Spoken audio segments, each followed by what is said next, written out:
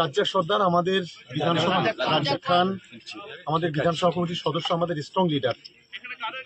ISF আশ্রিত সমাজ বিরোধীরা এটা সম্পূর্ণ নওশাদ সিদ্দিকীর মদতে আজকে তাকে নৃশংসভাবে গুলি করে এবং তাকে কুপিয়ে খুন করা হয়েছে। ও বিকাল থেকে আমাদের দুটো মিটিং অ্যাটেন্ড করেছে, মিটিং করে ও বাড়ি ফিরছিল।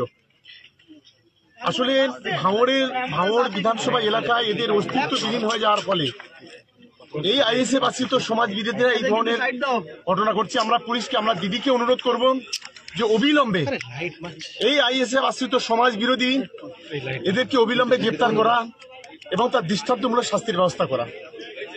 9টা থেকে 10টার মধ্যে একজন রাজ্জাক খান ওনার মার্ডার হয়েছে। এটা ভাঙড় থানা থেকে, অ্যাকচুয়ালি টেকনিক্যালি উত্তর কাশীপুর পড়বে,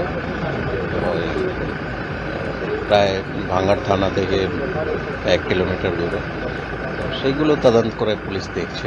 এইগুলো তো ইনজারি আর পোস্টমর্টমের পরেই এক্সাক্ট পাওয়া যাবে কিভাবে হয়েছে। ইনজারি কিছু আমরা নোট করেছি, এখন জাস্ট ইনভেস্টিগেশন শুরু হয়েছে। এই মুহূর্তে ডিটেলস বলা মুশকিল আছে।